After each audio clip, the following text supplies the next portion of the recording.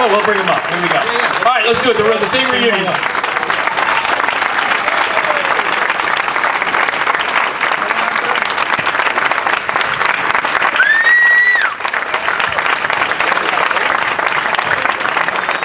All the way down to the end here. This is Richard, everybody. David Clennon. Peter Maloney. How you doing, man? Thomas Waits, right here. And Keith. Well, Keith. We're waiting on Keith. Did you guys ever have to wait on Keith before? No, never. All the time? Has it happened before? We don't have you gotta hold your mic. How you guys doing? Great. Yeah. Welcome. And I didn't think I ready to stand. I just want to make that clear. No mics. Oh, I get paid extra for holding it, right? Okay. Yeah. So we're waiting for Keith, Dave. But why don't we get Can we start without Keith? You think that'd be okay? Of course. We always do. We can start without Keith. We can finish without Keith. We're good to go. So. First of all, thank you guys for doing this. It's great to see you all here, and we just talked about the history of the movie and how everybody over the years has grown. Do you know anything about the history of the movie? We just talked a little bit about it. I'm sorry we missed it. But Steve, did you want to start it out? Sure. I mean, obviously this is one of those great movies where by the end of watching it, you feel like your body temperature has dropped considerably, and I'm wondering. I've heard different stories about how John kept the set refrigerated sometimes, but other times you were very hot, and I'm wondering. But the times where you were genuinely freezing, like, tell me how did that affect your performances? Did it make it a little more primal? Just wondering about that. Good question. I think there was only one set that was refrigerated for the Norwegian camp, right? Well, at the end also, Keith, who was not here, at the very end, that was also on the refrigerated stage. But we were all very cold in British Columbia, so Alaska, there's that. Yeah, when we shot the scene outside, where we had dialogue, it was very difficult because your mouth and nose would freeze up. And so, of course, the actors got treated like infants, like we always do. I mean, we do a couple takes and they, put bench warmers on us and run us inside while the crew stays outside through the whole duration, Some of us were colder than others. I was the coldest. No question about that. Until Mac threw the flare onto the gasoline, which had soaked my clothing. Yeah, that warmed you up pretty good. But you had those big gloves on with the pointy fingers. Well, I had the big fake gloves on, and inside them I had these Japanese at the time. I don't think America had started making them. These sticks that you crack and they make warmth. Mm-hmm. And I had one in each hand inside those hands. But that didn't warm me up that much. Yeah. So how did how did the parts come to you? Can we just go down the line here? Like Richard, how did Clark come to you? John and I had known each other because a friend of mine, Tom Atkins, who some of you may know, Tommy and his wife were friendly with John and his wife, and we had met at gatherings. So when I went in to meet him on this, I was a huge fan of Who Goes There, of the novella, and also a very, very big fan of the original thing. So when I got the script, I read the script, I was knocked out by it, obviously, and I went in to meet with John, and he said, "What do you want to play?" And I said, "Who's playing the guy who's the commander?" He said, "Not you." And I said, "Who?" He said, "Who else would you like to play?" And I said, I really kind of like the dog handler. He said, "Why?" He said he hardly has any lines. I said, "I don't know, I just like the fact that he hates all the people and likes the dogs, and so I got that part." I mean, that was no big thing. How about you, David? How did Palmer come to you? Were you a pothead? Was I a what? A pothead.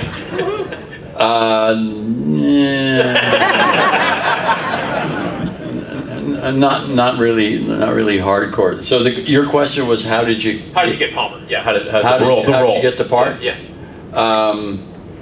The casting woman, Anita Dan, brought me. Anybody? Yeah, Remember I Anita? remember. She should get. She's look for her in the credits. She did, I think, a terrific job of pulling in a lot of good candidates for the part. So they, pardon me, Peter. They asked me to come in to read the part of Bennings, and I read the script, and I said, Palmer is so much more fun. And so I said, okay, I'll read for Bennings, but if please allow me to read for Palmer. And John said okay, and John was there in the room. They never do that anymore. And so I guess he watched me read both parts, and he said, no, Peter Maloney can do Bennings far better than him. Let's give him Palmer. So I got lucky. That's all. So you ended up with Bennings. Yes, yeah, I went to the Coca-Cola building on Fifth Avenue in Manhattan. Way up, Universal had bought this building, and we auditioned as a group in a walnut paneled room with hunting scenes on the wall. It was like very English, and we had to improvise these violent scenes where we turned over tables and defended ourselves against terrible attacks. So we improvised and did that for quite a while, and I was ready to do any part in this film that was available, and very fortunate to get the part of Bennings. That's a really stressful way to audition. You guys had to flip tables and fight. I mean, had you ever auditioned like that before? Maybe, but I can't remember when. It was. Then they quizzed me, and they said, "How would you feel about being in a movie shot in the coldest place in the world, the most inhospitable place in the world?" I said, "I've done a certain number of movies, and I've never had a bad experience. I love movies very much." And David Foster said, "Well, what do you love about it? What do you love so much about the movies, making movies?" I said, "The coffee." There's always a hot, large urn of coffee around your workplace, and I said, I love that. So I was fine to go into a very inhospitable place. It turned out to be one of the great experiences of my life. Okay. Yeah. Windows. One of the best names in movie history. Windows. Well, thank you. I take full credit for the name. That is correct. It's a bit egotistical, but anyway, so with me, I was in a play called American Buffalo at the time with Al Pacino, and those of you that don't know the play, it's a 3-character play, so it was just me, Al, and a great actor named Clifton James, and it was a big hit in New York City. And, so I guess anybody that came into town went to see American Buffalo. So John and Kurt came to see the play, and I guess they liked me, and so they called my agent and said, would he come in and read? And I wasn't really into horror. I barely looked at the script. I got in and I read basically ice cold, and I really didn't read very well. And then he gave me an adjustment of some kind, I can't remember, but he asked me to do it again, and I did it, a little bit better. But I had been in this play for so long, I was like ready to take any job that would get me out of it. 8 shows a week of this very sort of violent play, and I'd been doing it for a year, so I was like, I was very grateful that John chose me, because the character's name originally was Sanchez. Yeah, I look about as much like Sanchez, right? So then they changed it to John Simmons, which is an even more boring name than, John Smith. And one day I was jogging on Venice Beach and I picked up those sunglasses and I thought that my character's subtext was like he really wanted to be a movie star and not be out here in this fucking godforsaken Navy gig or whatever he got himself into. And I was in rehearsing with the glasses on, and I said, John, from now on I want everyone to call me Windows. And he stopped and he took a drag of his cigarette. He looked up at the ceiling and he looked down at the floor and he looked around and he went, okay, from now on everybody tell me wants us to call him Windows. Let's move on to the next one. And we all got up and left. By the way, can someone check to see if Keith is okay? I'm serious. Can we send somebody out? Can we send somebody out to his table? Maybe he's back at the table. And but we want Keith David here for. It's not a complete reunion without Keith. So, what do we know? What's going on? He went with somebody else. Okay. My God, he's been abducted.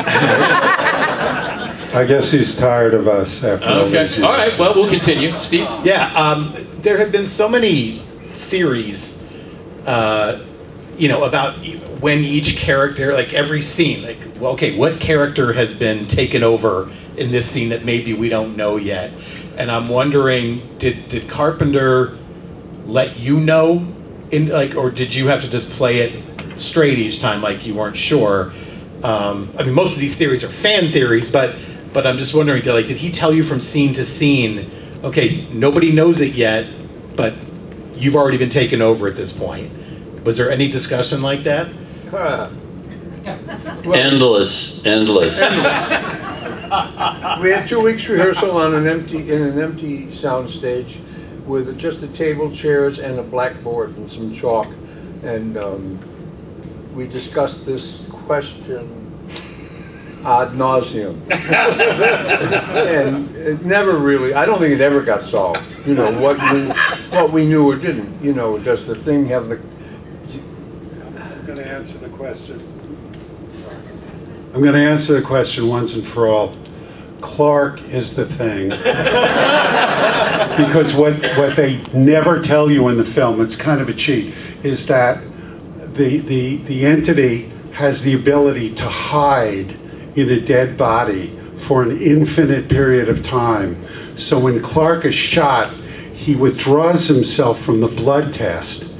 So are you actually buying any of this? If you've heard some of the theories, that sounds as crackpot as anything else. It could work. Yeah. It could work. But it's not, John wasn't clever enough to come up with it. So how did you? Did you guys fight about it? Did you disagree about who was the thing in this scene? Were there? Obviously the discussions were happening, and you said ad nauseum. Was there? Did anybody ever go? Okay, well, this is in this scene. I'm this, and I'm the thing in this. Blah blah blah blah blah blah. I was the guy who said it doesn't fucking matter. Help me learn my line.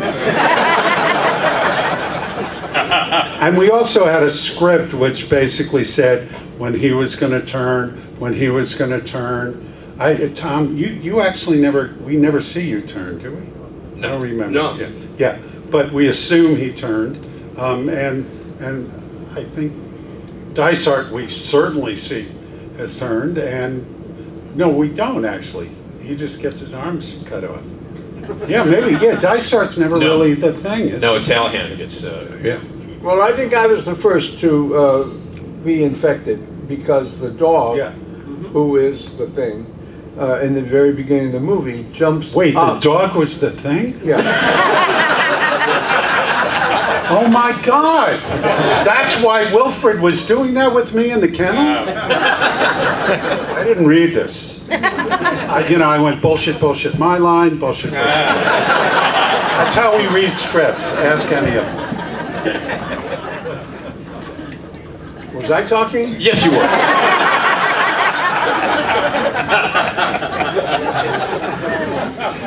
Yeah, so I'm the thing, and the question is, when you are infected by the virus, do you know that you're the thing, or are losing your personhood? Do you know? Are you aware of this? This question was, we never stopped asking this question, and nobody could answer it. And certainly, I knew when I get attacked, Tommy leaves the room, and he says, "I'll be right back." And I don't say, but I could have said, "Oh, that's okay. I'm alone. What could happen?" You know. So, but we know what happens. You know, and it's not a pretty situation. But I've been the thing for a long time. By that point. And also it's Windows' fault that the blood gets drained because he drops the damn keys. That's true. When he sees Bennings changing or like being abducted, like Keith was just abducted. So did you have? What about that, Thomas? With the key drop, was that something that was that discussed as well? Because you don't see it, you hear it. Like you just hear the key drop, and then you have to put it together. Like somebody picked up those keys and drained the blood. Yeah, we filmed it with me dropping it. He just edited, I guess, around it. But I was very conscious that I dropped the keys, and I was fumbling the ball here because that's when he got taken over. I do remember that, but it was the kind of, job where John had cast all these really great actors, and he just kind of let us find the life of the characters in the outpost. And you don't get time like that today to do those sorts of things, where just by virtue of the fact that you stay in the same room with a bunch of guys every day, for a couple of weeks, there's a chemistry that builds up, and that I think John cultivated that chemistry and made it a more interesting ensemble story in that regard. But for you personally, because you were coming off of a 3-person Mammoth play on a stage, how jarring was it to be with a bunch of dudes, like in a completely different style of writing, on location? Was that? I mean, how long did you adjust? Did you have to adjust? Oh, it was great. It was so great. Doing theater, these guys all know, they're all trained theater actors. Theater's very tough. It's 8 shows a week, and it gets exhausting physically. And movies are, for the most part, fun. It's like you get per diem. You have fun. At least on John's set, we had a lot of fun. I'm wondering, I'm thinking particularly about the dog kennel scene, because we just showed it and you're all in that. But then any other scene where there's just a massive amount of these horrific effects, did you get to look at that before you really had to walk into that space for the first time, or did John and Rob kind of keep you from that and to get a more maybe genuine reaction from you? Just for an example, okay, in the kennel, when Jed walks in, that's the dog. When Jed walks in and then crouches down and lies down and gives you that look, which he was trained to do that by Clint on command. It was a natural thing he did, but he was trained to do it on command. When he did that, and then after we got that, they left the camera in the same position, and they put in, are you filming me? I'm a member of SAG-AFTRA, you can't. And then they put in, it wasn't the animatronic dog, but it was a dog that was sort of semi-animatronic, and when they put that dog in, then they started shooting, and the dog just kind of did this. Are you filming me? The dog just kind of did this, and then that was it. All the other stuff, with the dog's head blowing off and the tentacles, Rob shot that on the effects stage much later. So we never saw that when they come running in and they when Kurt burns the thing that's hanging on the ceiling, and all of that, and then they come in. You came in with a fire extinguisher, right? I don't remember. Yeah, you did. Oh, right. He was loaded, but I'm sorry, his character was loaded. So when they come running in, that's all, this bag that's just hanging from the ceiling. There was just a big bag hanging from the ceiling. Here he is. There he is. Pete David, everybody. And I just want to thank everybody for coming and seeing us. It's been great. Really,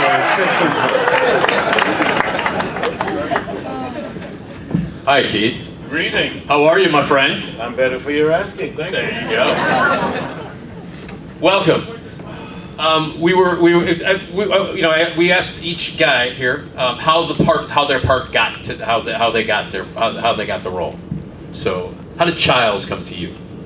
I believe, I don't know if this is terribly true, but I believe at the time, Roger Mosley was up for the part.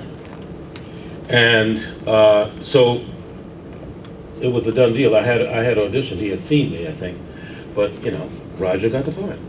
And then he got cast in Magnum P.I., which left the slot open for somebody else. That was me.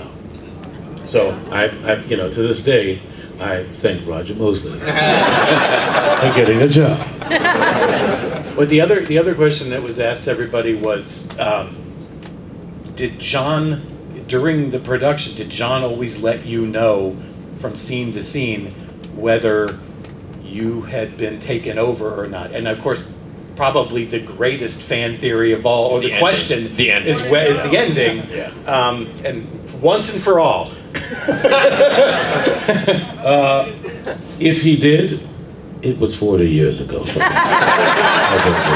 Slipped your mind. The one thing that I do recall that was a wonderful surprise for us, when we were doing the blood scene, and it was Donald's turn. We were all sitting on the couch, and we did the scene. I think we did it a couple of times, and it seemed fine. And then John whispered something into Donald's ear, and we don't know what he said. But I believe that what you see in the movie is that take, because it was genuine, like, oh shit, on our parts. It was like, whoa! I mean, it was great. It was just the greatest. What did Donald Moffat say? He said, gentlemen, I know you've all been through a lot, but if you don't mind, I'd rather not spend the rest of the night tied to this fucking couch. That's exactly the line, too. Exactly. So you're bringing up great lines. So what lines do you guys love that you hear from other people? Because Keith, I told you yesterday, Keith, that you have not only my favorite line in The Thing, but it might be my favorite line in the history of film. I will remind you what it is. Remind me. Okay, I'll remind you what it is. How's this motherfucker wake up after thousands of years in the ice? That's the best line in film history. I vote for David Clennan's Oh, line. I mean, yeah, well, Yes. I mean, obviously, David, what's the classic line that you have that everybody knows? What is it? Oh, yeah. Okay, that's it. There you go. You guys know what it is. He doesn't need to say it. We're not going to use the F word, are we? Yeah. If you can. You got to be effing kidding me. That's effing kidding. Yeah. So, what do you got? What other ones do you guys? How was that reading? What do you get? His reading? Is that? Oh no. No. Sorry, mine. Yeah. What line do you I get? told you that was my favorite. I mean, Do you have a line? Yeah, you have a line. it's I don't know what's in there, but I can tell you my favorite of yours. Well, you tell me yours. Okay, when the blood is drained and everybody's like, "Where's Clark?" and you go, "Right here," because you're just tired of everybody accusing you the entire time. Right here. Why the hell are you looking at me like that Yeah, for? exactly. That's another one. But my favorite is, I don't know what's in there, but whatever it is, it's weird and pissed off. There it is. Yeah. I just inverted it for all the crazies to see if you were paying attention. But it's weird and pissed off, whatever. That's a great one. Yeah. Peter, what about you? Do you have a favorite line Do I have a favorite line? of yours that you could quote that people love to quote for you? Well, people have been coming up and asking me to sign the poster and put my favorite line down. And they say, here's your line I want you to write. I said, I don't remember saying that line at all. And there were several of them today, and I had no memory whatsoever of saying those lines.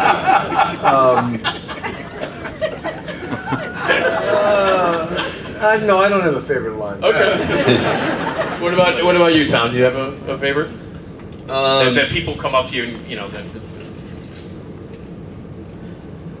I don't know if it's so much a line. I really like the moment when I slice my thumb Yeah. and then John cuts up to my face, and I have that. Yeah. That It's was- great. that was a And good moment. I don't know if you had to go that deep, dude, when you cut Yeah, it. right. And also, like, you swipe the scalpel. Yeah, you're right, Jeez, right. I love that. Keith, besides, what about you? You have a favorite line in the movie?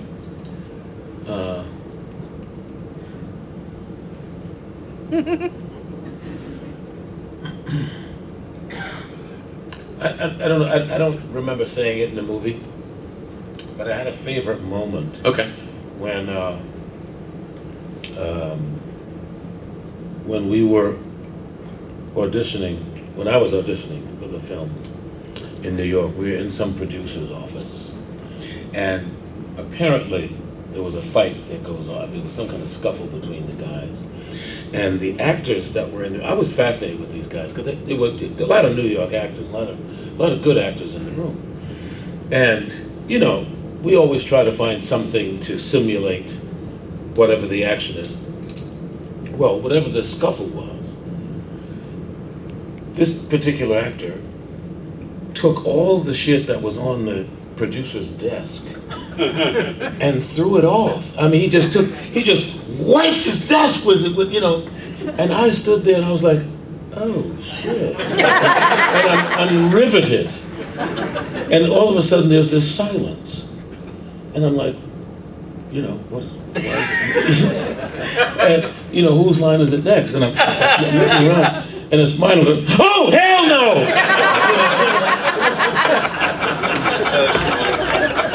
And he is not in the movie. I feel like we learn things about your character's backstory every time there's like a group conversation. And I heard that those were the scenes where John let you guys like improvise a little bit. And I'm wondering if you could each tell me something about your character that you added to that personality and maybe that made it into the film. Well, Tom, you had the glasses in the windows. Yeah, That's true. And I Name. think, David, you correct me if I'm wrong, but I think that you said, in rehearsal, you said, I ain't going with windows. And I went, fuck you, Palmer. And John said, keep that in. I think that was completely improvised. And then I went after you, like, physically. Do you remember that? Do you have any recollection? I don't remember anything. Really old. You have to know that. We're really old up here.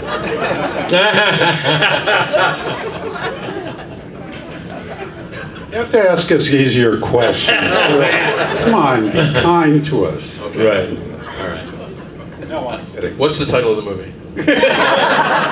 It's it's something.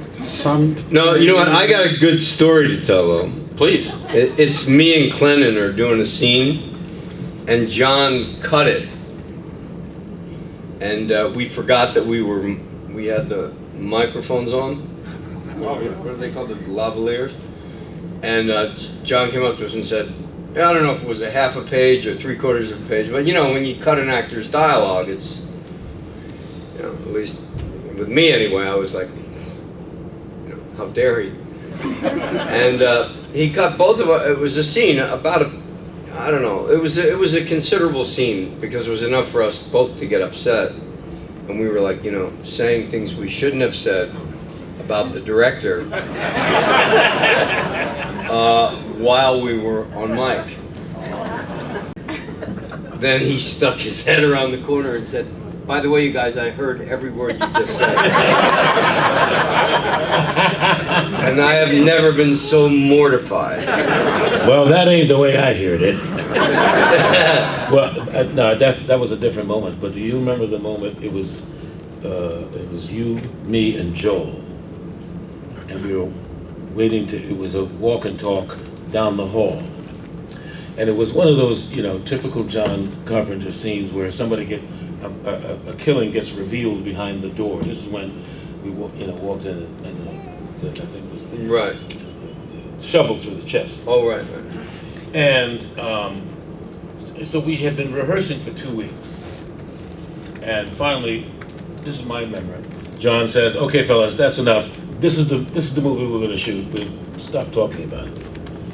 So, you know, it was like Joel and I's first or second day of shooting, because remember, the first couple of days we went in, they said, "Look, we're not going to get to you today, you know, go call us after lunch," and we'd have all this time off, you know. So now we're on the set, and when you go on a bell, the bell signifies we're about to shoot, and everybody puts on their headphones, and we're about to shoot the scene. Well, this time, the bell went off, and no one called action, so we're just standing there. And we're having a conversation that we would have had in front of John. But it just happened that we weren't, and he was listening on the on the headphones. And we were saying, I don't know why we're doing this, because it's only going to get cut anyway, because we've already decided that the thing doesn't do this, and now it's getting killed this way. So I mean, I don't even know what. And suddenly, and I've done 2 pictures with John, and I've never seen him lose his shit. But this day, he came running around that corner. He said, "We're shooting this fucking scene because I said we're shooting this scene, and that's why we're shooting." And the 3 of us sat there like 3-year-olds. Like, I mean, it put a little color in our shorts. I remember that. You remember that? So, I want to talk a little bit about some of the other things that you guys have done outside of the thing. Keith, you mentioned, I mean, you've done a ton of stuff, incredible voiceover work and all kinds of stuff, but you mentioned the other movie that you work with John Carpenter on, and it's a fucking classic, and it's They Live. And can you talk just a little bit about it, and working with Roddy Piper, the late great Roddy Piper and everything, and it's just, I mean, it's such a great movie, and again, you watch that movie now, politically, you watch that movie now, and it's like, damn. Like it's ahead of its time. Yeah, absolutely. What was it? Tell me a little bit about They Live. Well, just for a moment to go back, I don't know, Richard, if you remember this. It was the first day that we were on the soundstage reading through the first read through, and I had never been in a soundstage before, and here we are in this room with these 30-foot ceilings. We're sitting across from actors, and some actors were like talking like this, and I don't know what's going on with this, and I'm sitting across the table and I can't hear, and I'm like, what the fuck? Wow, what, and I just wanted to make sure that at least you could hear me, and so I have those great two-word lines like hell no. So and I'm making sure that you can hear me. Projecting as I'm only really Keith projecting, and we go. So we break for lunch. And there were about 3 of. I think there were just 3 of us, but no, Richard was one. He said, "Hey man, you're doing fine, but you don't have to project that." I think I actually said you don't have to work that hard. it's very difficult when you move from theater into film to know what level you're playing at, because it's something in a wide shot where this is the best story. Harry Morgan, who was a great actor, he was the colonel on the TV show Mask, and Harry told me a story about Spencer Tracy in a movie called Inherit the Wind, and I asked him what it was like working with Tracy and watching Tracy. I said, is it true? Because he had this, and if you watch Tracy in a lot of movies, you'll see him do this. He would walk someplace looking down at the floor, and then he'd look up and he'd say a line. And the rap was that he was always looking for his mark, where he got this great piece of business where he'd kind of be, and then he'd speak. And Harry said, that's bullshit. He said, this was the most consummate professional I'd ever seen. And this is what he said. He said, Tracy always knew where the camera was and what size lens was on. And in a wide shot, he would go, now wait a minute. And in a close-up, he'd go, now wait a minute. And that ability to modulate to the size. Now, this is back in the day when everybody was on a big screen, not, like now. And the ability to know how to do that is and to know how to do that inherently is so wild. Yeah. But Keith, and I'm just going to say this, became an amazing film actor on that film, on the thing. This guy came in, he was, how long had you been out of Juilliard when you? I had a year. Yeah, he was a year out of Juilliard. He was, and he walks into this group of, some of us not that young, and a couple of us really old, like Dysart and Donald and Brimley, and but all of us had some, some miles on us. And he walks in, totally held his own with us, and I'm going to end. The one thing I remember best, Keith, is that you and I, we were the two big men. We were the two biggest guys in the show.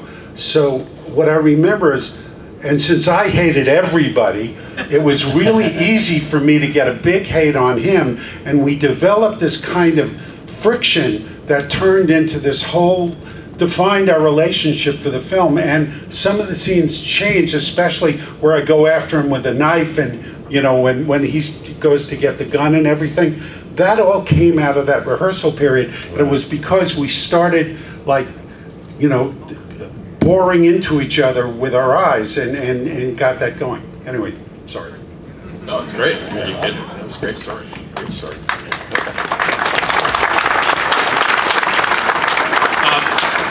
Really quickly, a couple of other films that I wanted to mention. Tom, I'm gonna be talking with you tomorrow on this very stage about the Warriors, because you're in the Warriors. We got the Warriors reunion. Is there anything that you can tell me about what it was like to work? You just mentioned that you worked with Pacino on American Buffalo. I love and Justice. Yeah, and that's what I wanted to mention was And Justice for All. I love that movie, and you're fantastic in it. And you got to work with him and Strasberg. I mean, the cast and everybody in that. I mean, can you tell me just a quick story about working on And Justice for All? Well, similarly, it was a similar time. We had 2 weeks of rehearsal. So I was in this room with Jack Warden, the great Jack Warden, John Forsythe, Jeffrey Tambor, Larry Brigman, Craig T. Nelson, who had never done anything yet, Lee Strasberg, Norman Jewison, great director, and Barry Levinson. It was his first script. And 2 weeks, I don't have that big of a part in it, but by osmosis, what I learned and picked up from all of these giants, from the industry, watching them work and analyze scenes. And I think as a young man, it was good fortune for me to watch that process.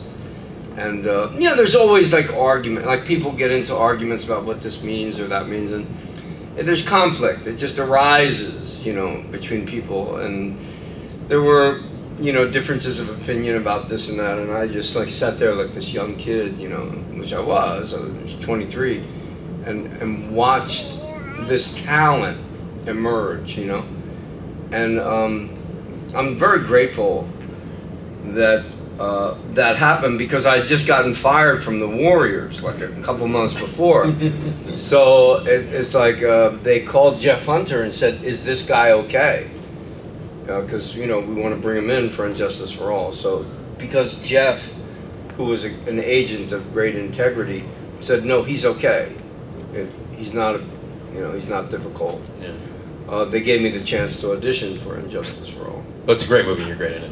Peter, you get to work with a Chicagoan that we all know and love here. You worked with Michael Mann on Manhunter. Yes, Yeah. I did. Can we talk just a little bit about working with Michael Mann? We love him here. Yes, it was a wonderful experience. Very interesting to watch him work, and I was very interested in how he accomplished what he accomplishes. And we were about to do a scene in a house up on the hillside, and at one point during the scene before we shot, he lined everybody up and walked up and down in front of them looking at their neckties. And then he would take a necktie off of one guy, take it down, he says, "Take your necktie off," he'd take it off, he'd hold it in his hand and make him put on the one that he took from this guy. So he had a sense of, if you see his work, he really had a sense of color, of exactly what he wanted to see in the scene in terms of what is next to what, style. Well, you can see in that Vice show. Yeah, Miami Vice. Yeah. What's it called? Miami Vice. Miami Vice. Yeah, which was popular at the time when you can see the color and style Yeah. that was there. It was just a wonderful movie.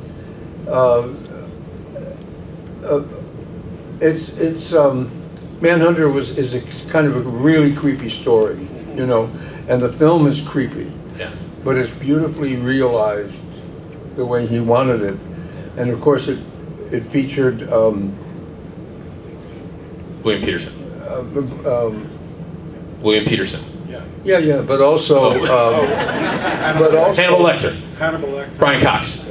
It was Hannibal. Brian Cox. Brian Cox played From Hannibal Succession. Lecter, and that was wonderful because you can imagine seeing Brian Cox act what a Hannibal Lecter he would make. Yeah. It's so different from the other guy who was so great too. Yeah.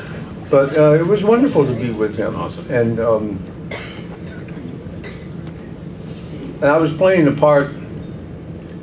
They called me in to audition, and I had read the script, and I didn't want to audition for the part that they wanted me to audition with.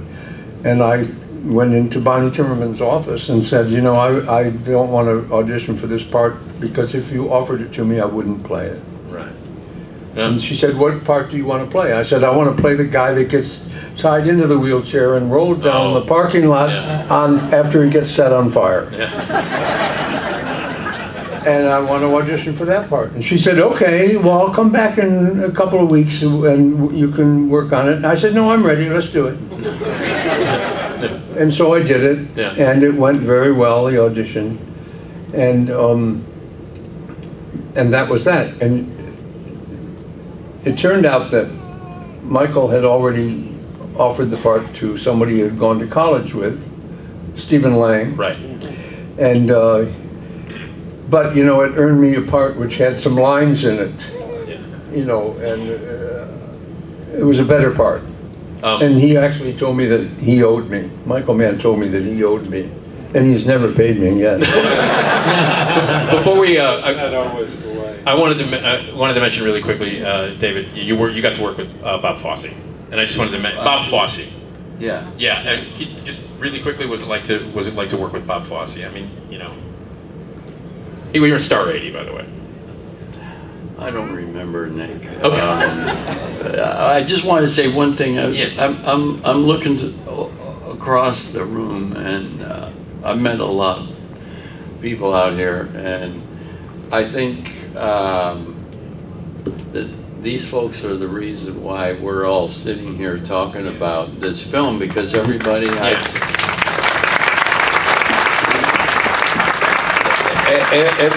everybody that I talk to has